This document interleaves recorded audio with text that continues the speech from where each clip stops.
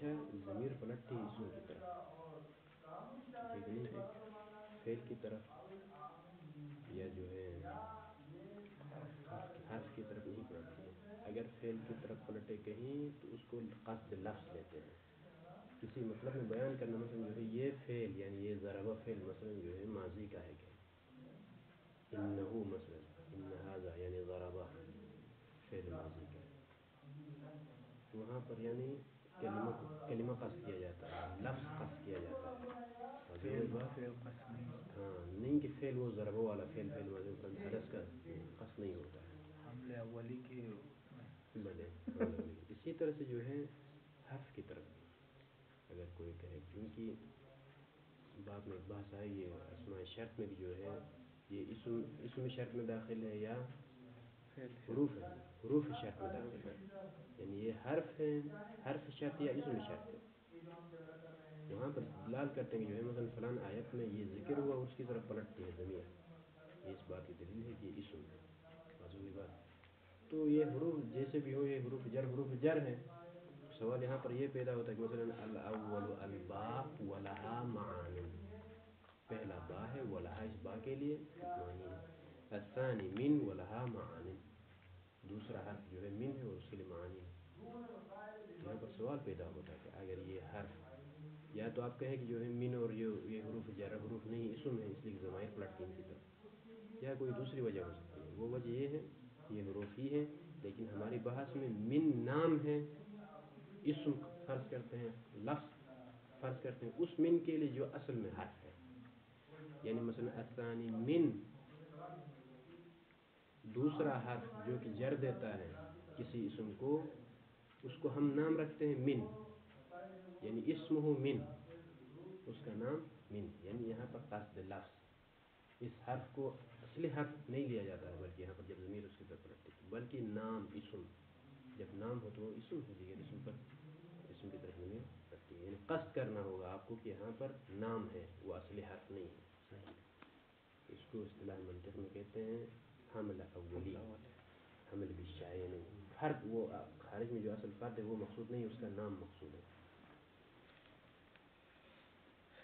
وَلَهَا مَعَانٍ، من کے لیے بھی جو ہے چند معنی ہیں، احدها، ان معانی میں سے، ہاں ایک جگہ میں بھول گیا، معانن، معانن کے نیچے بھی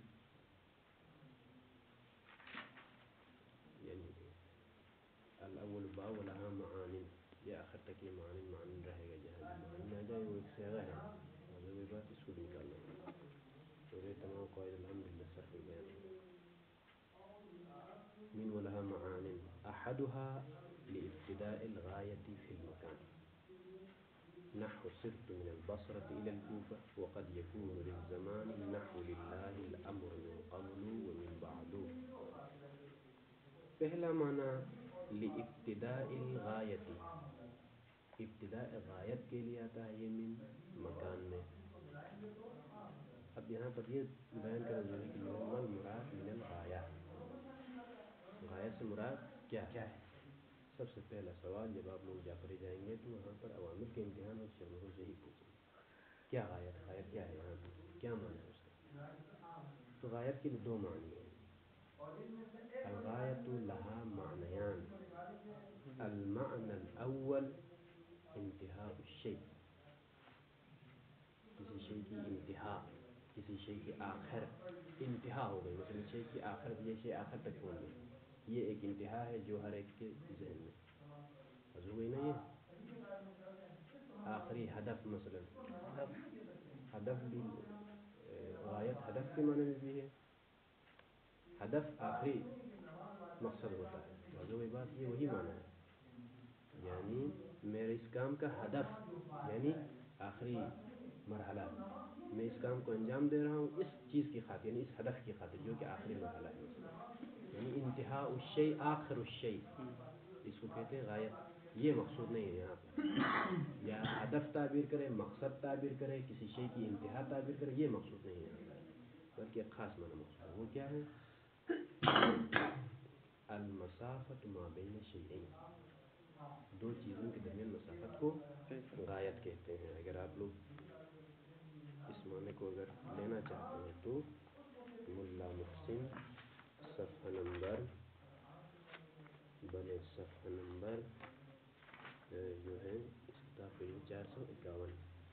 صفحے کی نہیں 451 میں جو ہے دیکھیں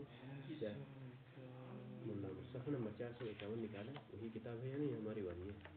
میرے خیال میں وہ دوسری کوئی کتاب ہے. بھلے اس میں آپ دیکھیں فمن لابتداء الغایت 451 میں فمن لابتداء الغایت مکانا، وہ اوپر جو ایک نمبر ہے متعلقہ میں آ جائے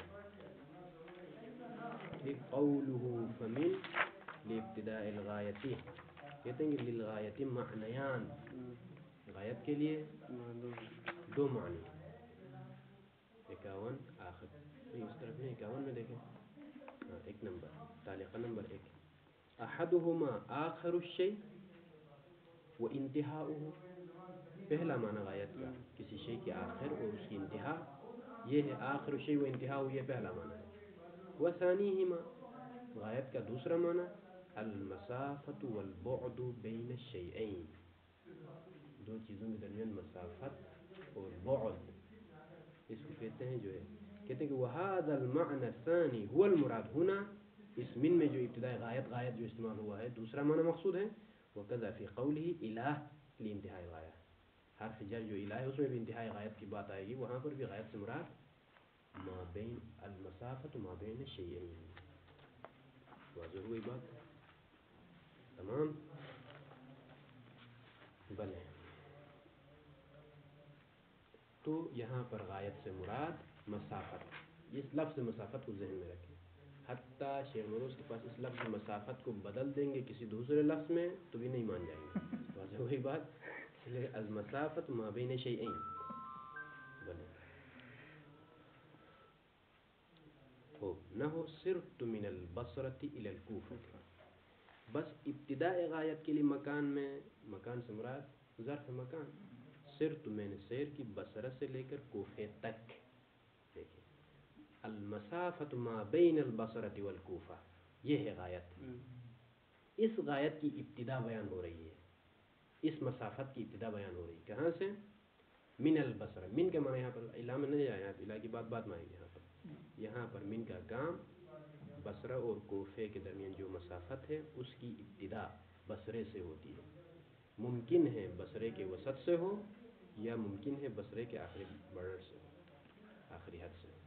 اور یعنی یہ بھی کہہ سکتے ہیں کہ یعنی یہ جو من ہے جی اس مثال میں، یہ من جو ہے بصرے کے جہاں سے بھی ابتدا ہوئی ہے بصرے میں جی تا کوفہ، یہ من کی حد ہے. کوفے میں انٹر ہونے کے بعد الہ کی حد ہے.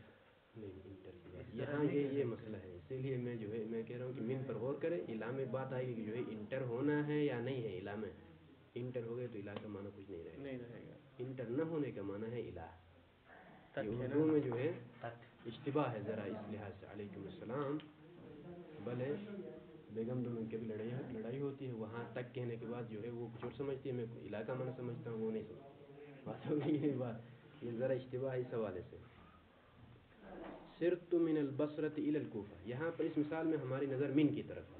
بس من یہ بتانے کے لیے جو ہے میری مسافت کی ابتدا بصرے سے ہے، مسافت کی ابتدا بصرے سے ہے. الہ میں بعد میں دیکھیں گے. خوب سرت کیا صیغہ ہے؟ ٹک لگائیں اس اوپر.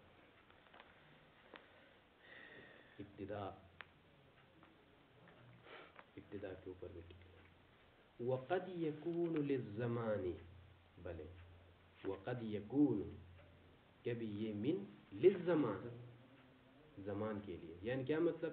ابتداء غایت فی الزمان، مطلب جس طرح سے مکان کی غایت کی ابتدا کو بیان کرنے کے لیے من، اسی طرح سے مکان کی غایت کی ابتدا کے لیے، زمان کی غایت کی ابتدا کے لیے. یعنی جس طرح سے یعنی المسافت ما بین الزمانین، ایک دفعہ المسافت ما بین المکانین، دو مکانوں کے درمیان مسافت بصرہ اور کوفہ. اسی طرح سے زمان میں بھی جو ہے ابتداء غایت کو بیان کرنے کے لیے، یعنی دو زمانوں کے درمیان مسافت زمانی. ایک ہے مسافت مکانی جو باہر سے آپ سفر کرتے ہیں، ایک مسافت زمانی ہے مثلا آدم سے لے کر اس دور تک، یہ ایک مسافت زمانی ہے. اس مسافت زمانی کی ابتدا کے لیے بھی من ہے. مثلا للہ الامر من قبل ومن بعد، یعنی اصل میں ہے یہ للہ الامر من قبل کل شیء جب بھی قبل اور بعد کا مضاف الیہ حذف ہو تو مبنی علی الضم ہوتے ہیں انشاءاللہ. یہ 4 صورتیں ہیں مضاف الیہ حذف ہونے کے بعد قبل اور بعد میں, لیکن یہاں پر مبنی علی الضم ہے. مضاف الیہ اس طرح سے رکھیں, للہ الامر, امر اور حاکمیت اور حکم خدا کے لیے, من قبل کل شیء, ہر شے سے پہلے, ومن بعد کل شیء, اور ہر شے کے بعد. مثلا یہاں تک کا جو زمان ہے, یہاں سے جتنی بھی اشیاء ہیں اس زمان میں, ان کی ابتدا سے لے کر آخر تک کی جو ہے حکومت خدا کے لیے. من قبل کل شیء یعنی ہر چیز کا جو زمان ہے اس سے پہلے اور اس کے بعد. ومن بعد کل شیء, واضح ہو گئے یہ معنی مسافت زمانی. اس کے بعد کہتے ہیں کہ جو ہے کیسے معلوم ہوگا ہم کو, یہاں پر من مسافت زمانی بیان کرنے کے لیے ہے, یہاں پر من مسافت مکانی بیان کرنے کے لیے. ملا کیا ہے آپ کے پاس؟ کہتے ہیں کہ وَيُعْرَفُ بِصِحَّةِ وَضْعِ زَمَانٍ فِي مَوْضِعِهِ, بلے وَيُعْرَفُ پہچانا جاتا ہے. کس کو پہچانا جاتا ہے؟ ضمیر مقدر میں ہے, یعنی یعرف کون من للزمان, اس طرح سے یعنی من کا زمان کے لیے ہونا, اس بات کو, اس معنی کو پہچانا جاتا ہے. کس کے ذریعے سے؟ با سبب نہیں, با استعانت, بلکہ یا سبب کو لے کے کہیں یا با استعانت. بصحت وضع زمان, با نے صحت کو جر دیا, صحت اضافہ ہے وضع کی طرف, وضع اضافہ ہے زمان کی طرف, اضافہ در اضافہ ہے. وَيُعْرَفُ بِصِحَّةِ وَضْعِ زَمَانٍ, زمان کے رکھنا, وضع رکھنا, صحت صحیح, زمان کے رکھنے کی صحیح ہونے کی وجہ سے کس کی جگہ میں؟ فی موضعہی, فی موضع من. ہو گئی بات؟ فی موضع من. خوب, اب دیکھیں للہ الامر من قبل کل شیء ومن بعد, یعنی للہ الامر زمان قبل کل شیء, ہر شے کے زمان سے پہلے, ہونے سے پہلے, یعنی ومن زمان بعد کل شیء. من کو ہٹائے, اس کے بدلے میں لفظ زمان کو رکھے اس کے بدلے میں, تو معنی صحیح بنے. وَيُعْرَفْ بِصِحَّةِ وَضْعِ زَمَانٍ فِي مَوْضَعِهِ, لفظ زمان کو رکھنے سے اگر معنی صحیح بنتا ہے من کی جگہ میں, تو یہ زمان مسافت زمانی کے لیے. تمام, یہ پہلا معنی من کا یہاں تک مکمل ہو. تو للہ الامر زمان قبل کل شیء و زمان بعد کل شیء. الثانی لتبیین الجنس, دوسرا معنی تبیین جنس کے لیے. اولا جنس کس کو کہتے ہیں؟ جنس وہ معنی جس کے ماتحت متعدد افراد اور مصادیق ہو, اس کو کہتے ہیں جنس اصطلاحاً. چاہے منطقی ہو یا جو ہے عام کوئی لفظ ہو, اس کو جنس کہتے ہیں, جس میں متعدد معانی کا احتمال ہے. یہ بھی ہو سکتا ہے, وہ بھی ہو سکتا ہے, وہ بھی ہو سکتا ہے. مثلا حیوان میں حیوان کہنے سے جو ہے انسان, فرس, جتنے بھی انواع ہیں وہ تمام داخل ہوتی ہیں. اسی طرح سے یہاں پر بھی. اب جو ہے متعدد معنی ہیں, تو نہیں پتہ کہ جو ہے کیا معنی ارادہ کیا ہے, یعنی بیان کرنا. تبیین کے نیچے بھی جو ہے ٹک لگائیں, یہ کیا سے ہے. تو مجھے نہیں پتہ, مثلا مولانا نے کہا فَاجْتَنِبُوا مِنَ الرِّجْسِ, اجتناب کرو رجس سے, نجاست سے, آلودگی سے. نہیں پتہ جو ہے کون سی آلودگی, کون سی نجاست مراد ہے. کوئی نجاست معنوی مراد ہے, کوئی ظاہری مراد ہے, کون سی نجاست کی بہت سارے قسمیں ہیں, نہیں پتہ. من آ کے بیان کرے گا کہ مقصود میرا یہ نجاست ہے یہاں پر. ٹھیک, فَاجْتَنِبُوا, دیکھو ایک ٹک لگائے نیچے, فَاجْتَنِبُوا یہ صیغہ, اجتناب کرو, فَاجْتَنِبُوا الرِّجْسَ, رجس سے اجتناب کرو. خوب, یہ رجس کیا ہے؟ من الاوثان, بتوں کی نجاست. بت نجس ہے, اور وہی بات, ان سے بچو, بت پرستی سے بچو. اس کو جو ہے بھلے یہ رجس سے مراد یعنی شرک ہے, یعنی ایک نجاست معنوی, کچھ نجاست ظاہری ہے, کچھ نجاست معنوی ہے. واضح وہی بات. حسد, غیبت, حسد, جو قلبی جو بیماریاں ہیں اس پہ رجس سے باطنی. مثلا انما یرید اللہ لیذہب عنکم الرجس، مطلق رجس استعمال ہوا ہے. وہاں من نے بیان نہیں کیا ہے کہ جو ہے رجس سے مراد فقط خداوند متعال نے اس رجس سے جو ہے ان کو محفوظ رکھا ہے، نہیں، مطلق رجس جہاں جہاں لفظ رجس صدق آتا ہے. اب لفظ رجس نجاسات ظاہریہ جیسا کہ واضح ہے، نجاسات باطنیہ جو مثلا حسد کی شکل میں یا دیگر جو ہے عجب جو کہتے ہیں مثلا روحانی بیماریاں اندر سے. اوسان کیا؟ اوسان بت، وثن کی جمع اوسان، وسن ہے اس کا. خوب فاجتنبوا الرجس. یہاں پر یہ رجس ٹھیک ہے، اجتنبو فعل امر کا صیغہ ہے، واو اس کے لیے فاعل ہے، رجسہ مفعول ہے، لیکن کون سا مفعول ہے؟ تم لوگ بچو اس رجس سے. ٹھیک، اگر مفعول بے لے لے، مفعول بے کا معنی کیا ہوتا ہے؟ ضربت زیدن، میں نے زید کو مارا، یعنی میرا فعل اس زید کے اوپر واقع ہو رہا ہے. اگر وہی معنی یہاں لے لے تو معنی نہیں بنتا ہے. فاجتنبوا الرجس، رجس کو بچاؤ. واضح ہوئی بات؟ یہ معنی نہیں بلکہ جو ہے رجس سے اجتناب کرو، رجس سے بچو، تم لوگ بچو، تم لوگ بچو اس رجس سے. مطلق ہو سکتا ہے. بلے تو جہاں من مقدر میں ہو، عن نہیں ہوگا یہاں، من ہو یا عن ہو، جیسا بھی ہو، کوئی حرف جر ہے مقدر میں. واضح ہوئی بات؟ عن ہوگا. بلے فاجتنبوا من الرجس یا عن الرجس. کبھی عن من کے معنی میں استعمال ہوتا ہے، من عن کے معنی میں استعمال ہوتا ہے. وہی اصل من کا معنی ہے سے، سے، اس سے، فلان سے، اس سے. لیکن ابتدا غائب نہیں ہے نا. عن نہیں نہیں، غایت کا معنی نہیں یہاں پر. عن غائب نہیں ہے، من کا معنی نہیں دے گا. دیکھیں فاجتنبوا عن الرجس، من اور ان ایک دوسرے کے معنی میں استعمال ہوتے ہیں. اسی طرح سے با کا بھی معنی، کل آغا نے سوال کیا کہ جو ہے با کا، با جو ہے مثلا من کے معنی، من کا کون سا معنی؟ غایت کا معنی مقصود نہیں اس آیت میں جو مثال مقدم ہو گئی. مثلا کون سی مثال تھی؟ عین یشرب بها عباد من، بلے عین یشرب بها یعنی عباد اللہ ای منہا. من کا معنی جو اصل معنی جس کے لیے وضع ہوا وہ ہے سے، اس سے، فلان سے. واضح ہوئی بات؟ اس معنی میں استعمال ہوا، نہیں کہ غایت والا معنی یا جو دوسرے معنی آنے والا تبیین جنس والا، وہ بھی نہیں، تبیین جنس کے لیے بھی نہیں. عین یشرب بها یعنی منہا، من، یعنی ہر حرف کا ایک معنی ذاتی ہوتا ہے. بلے بلے بلے، ایک خاص معنی ہوتا ہے. فاجتنبوا الرجس من الاوثان، الذي هو الاوثان. اب اس کے بعد کیسے معلوم ہوگا کہ جو ہے یہاں پر من تبیین جنس کے لیے ہے؟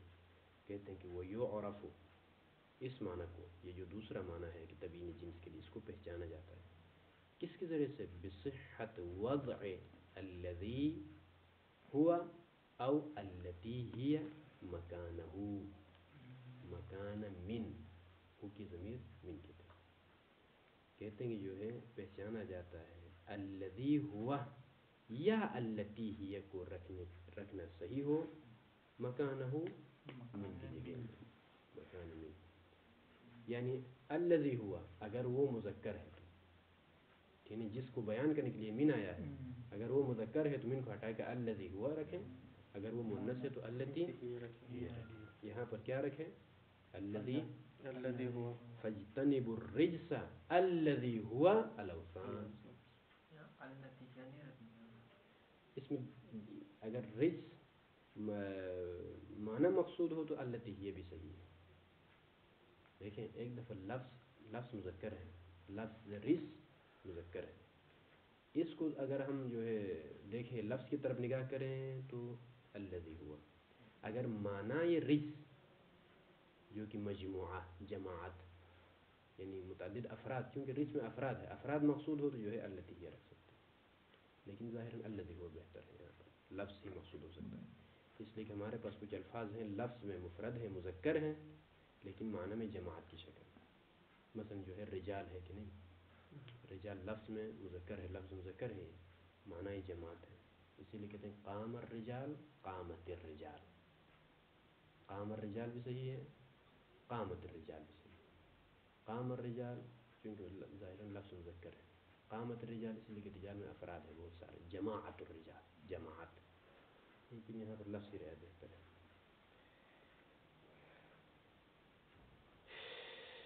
بلے.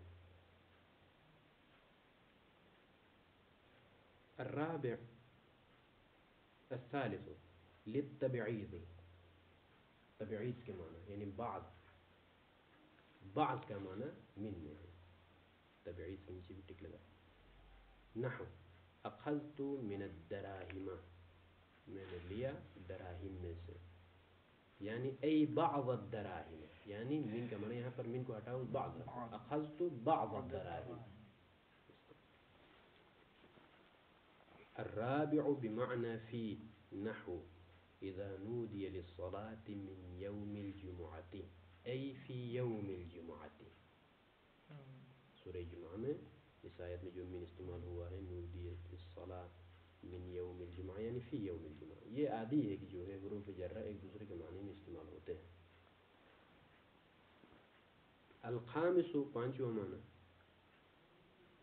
زائدتاً فی الکلام, یعنی اس بار کو بھی پڑھا الخامس ان یکون من زائدتاً, من کیا ہوتا ہے, زائد ہوتا ہے, فی الکلام, کلام, یا زائدتن بھی پڑھے تو یہ بھی ایک صورت ہو سکتی ہے.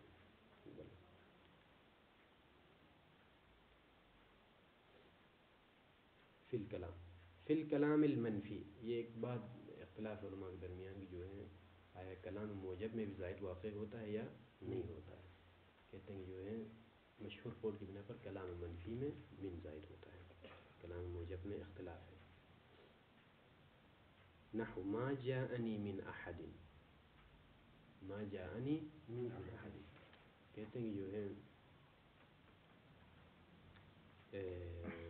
ما جاءنی من رجل نہیں کہا, بلکہ ما جاءنی من احد, دونوں میں فرق ہے. ما جاءنی احد, ما جاءنی احد مثلا میرے پاس کوئی ایک بھی نہیں ہے, اس میں مزید استغراق پیدا کرنے کے لیے, من کا ایک معنی استغراق ہے, انشاءاللہ یہاں پر بیان نہیں کیا میں نے, اسی لیے کہا 25 معنی ہے من کے لیے, یہاں پر اختصار سے بیان کیا. ایک معنی استغراق یعنی افراد کو اور جمع کرنا, شمول افراد کے لیے. تو نفی میں اور جو ہے وسعت پیدا کرنے کے لیے من کو لاتے ہیں کلام منفی میں. ما جب کوئی ایک بھی نہیں آیا, یعنی مرد اور زن میں سے کوئی بھی نہیں آیا, من احد سے مراد یہ ہے. اما ما جاءنی من رجل کہے تو جو ہے ممکن اس میں استغراق نہ ہو, فقط مرد میرے پاس نہیں آئے. واضح ہوئی بات. اسی لیے ایک تعلیقہ ہے یہاں پر کہ من کو زائد کیا معنی نفی کی استغراق کے لیے, معنی نفی میں وسعت پیدا کرنے کے لیے. بلے کوفی ان کے خلاف اور اخفش کے خلاف یہ لوگ جو ہے کلام موجب میں بھی زائد قرار دیتے ہیں. تمام. وتدخل على المظہر كما مر, ان تمام مثالوں میں آپ نے ملاحظہ کیا کہ جو ہے مثلا جو ہے من قبل ہے, من البصرہ ہے, یہ تمام اسماء ہیں, اس میں ظاہر ہے, ضمیر نہیں ہے. وہکذا جو ہے من الاوثان ہے, بس جو ہے اسم ظاہر پر بھی داخل ہوتا ہے یہ. وعلى المضمر نحو منه عطاء ومنك ثناء, اس کی طرف سے عطا ہے اور آپ کی طرف سے ثناء ہے. بلے.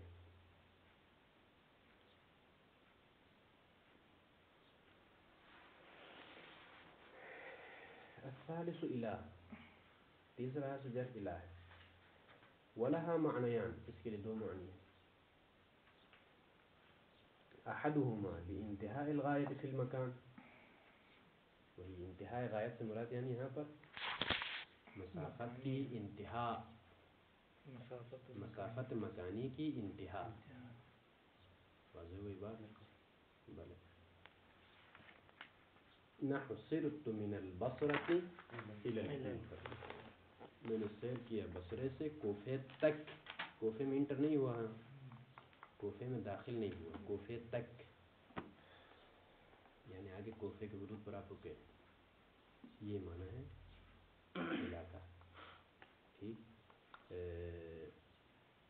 کبھی کبھار زمان کے لیے بھی ہے, دیکھیں وقد تستعمل فی الزمان, کبھی اس علاقوں زمان میں بھی استعمال کیا جاتا ہے, زمان مسافت زمانی کی انتہا بیان کرنے کے لیے. نحو مثلا شرع محمد صلی اللہ علیہ وآلہ وسلم مستمر الى یوم القیامت، پیغمبر اسلام کی شریعت مستمر ہے، جاری ہے، ساری رہے گی کہاں تک؟ الی یوم القیامت، قیامت کے دن تک۔ جو ہی یوم قیامت شروع ہوگا مطلب وہاں سے خدا کی شریعت شروع ہوگی، خدا کے اوامر شروع ہوں گے تازہ تازہ قیامت کے احوال کے بارے میں۔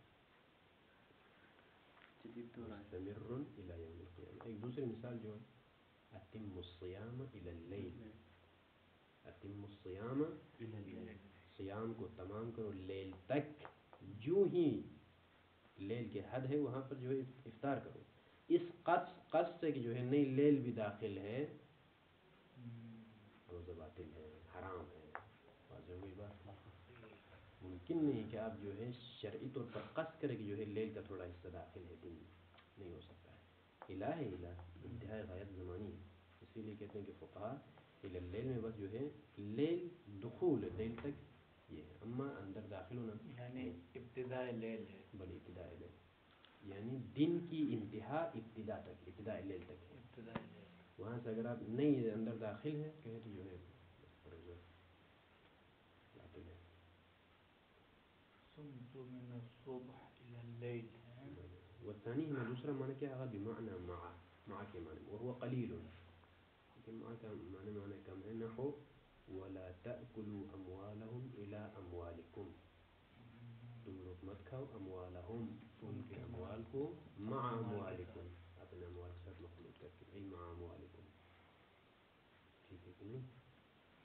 یتیم کے مال کو اپنے مال کے ساتھ ملا کے مت کھاؤ۔ وما اشبہ ذالک، اور جو اس کے ساتھ شباہت رکھتی ہے، ایک اور مثال، یعنی اسی جو یہاں پر جو ہے الا معنی مع استعمال ہوا ہے، اسی شباہت رکھنے والی ایک دوسری مثال، نحو فاغسلوا وجوہکم وایدیکم الی المرافق، ای مع المرافق۔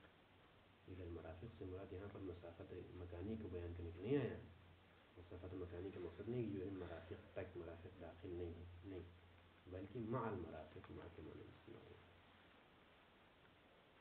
دیکھیں انتہائی غایت کے لیے نہیں ہے، یہ معیت کے لیے ہے۔ بلے بلے اگر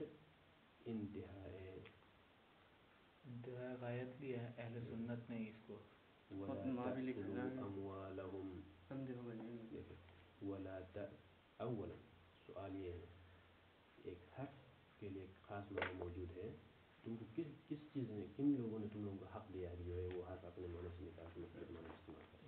یہ ان کی طرف سے ہمارے اوپر اعتراض ہے، واضح ہوئی بات۔ تو ہمارا پہلا سوال یہ ہے ان سے، مشائخنا الی کا معنی یہ ہے کہ جو ہے انتہائی غایت بیان کرنے کے لیے، انتہائی غایت بیان کرنے کے لیے ہے، غایت مکانی ہو یا زمانی ہو، واضح ہوئی بات۔ تو اس میں ولا تأکلوا اموالهم الی اموالکم میں غایت کا معنی کرے آپ نہیں بنتا ہے، مت کھاؤ اپنے ان کے مال کو اپنے مال تک، اپنے مال تک، ٹھیک ہے کہ نہیں؟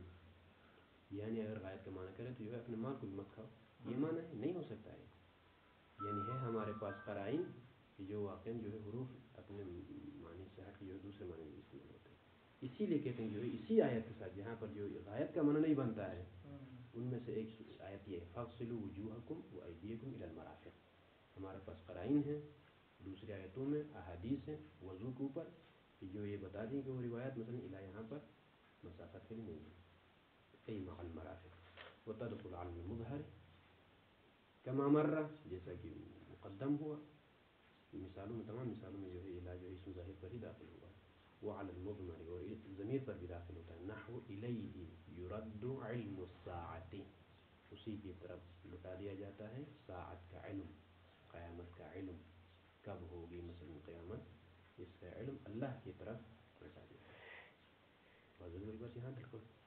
الرابع فی، یہاں الیہ میں کیا معنی کیا ہے؟ اس کی طرف کیا ہے؟ انتہائی غایت، بل انتہائی غایت ہے۔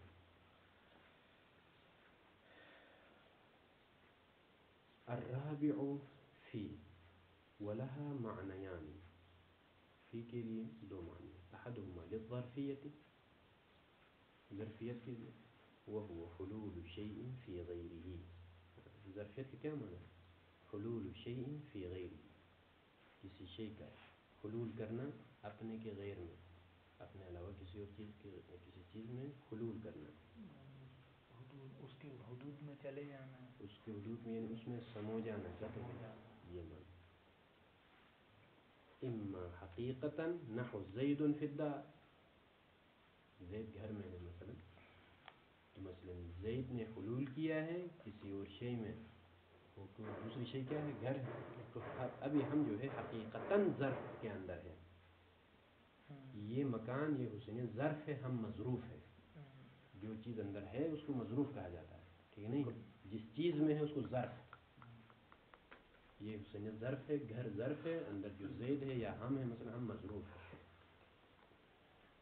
او مجازن، یا حقیقت میں ایسا نہیں کہ یہ شے فلان جگہ کے اندر ہو، لیکن تعبیر ایسی ہے کہ ظرف کا معنی وہاں پر ہے. مثلا النجات فی الصدق کما ان الہلاک فی الکذب، نجات صدق میں ہے جس طرح سے ہلاکت کذب میں ہے. یہاں پر زید فی الدار کی طرح نہیں ہے، یعنی معنوی طور پر یہ محسوس نہیں ہے کہ جو ہے آپ حس کریں کہ یہ نجات اس کو اٹھاؤں گا یہاں سے اس ظرف سے نکالوں گا، یہ ایسا نہیں ہے.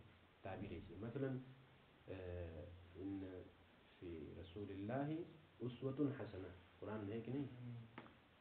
ان فی حیات الرسول، ان فی حیات رسول اللہ مثلا اسوۃ حسنہ، حیات رسول میں جو ہے اسوہ حسنہ ہے. یہاں پر ظرف حقیقی نہیں ہے، مجازی. ہاں جس طرح سے آپ گھر سے زید کو نکالتے ہیں اسی طرح سے جو اندر سے سنت حسنہ کو نکالوں گا رسول سے، نہیں، مجازی ہے، ظرف مجازی ہے. یعنی پیغمبر اسلام میں یہ معنوی یہ جو ہے تعلیمات موجود ہے کہ مثلا اس میں جو ہے سنت حسنہ ہے، یعنی پیغمبر اسلام کی حیات میں.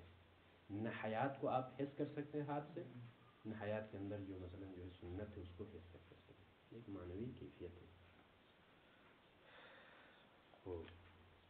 الثاني بمعنى علا، فی معنی علا استعمال، وهو قلیل ایضا، یہ بھی قلیل ہے نیز. ہاں اشارہ ہے نیز کس کی طرف؟ جس طرح سے الہ کا معنی مع میں آنا قلیل ہے، اسی طرح سے فی کا معنی علا میں استعمال ہونا قلیل ہے. یہ ایضاً اشارہ ہے اس کی طرف، اس قلت کی طرف جو الہ میں ہے.